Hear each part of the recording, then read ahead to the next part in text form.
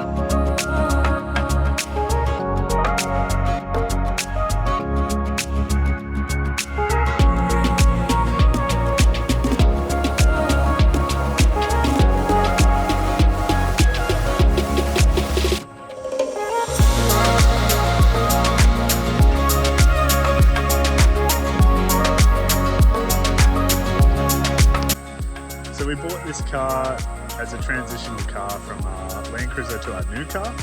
I'm sure you guys would have seen the review we've maybe done, or if you've guessed what it is from the style side before, you know what we're getting. Anyways, 80 series done. Looks mint. We're stoked. Drives really nice. And we should be getting the new car in a couple of weeks. So I'll put this guy up for sale. Hopefully we can sell it. So it ended up costing about $6,500 to build it.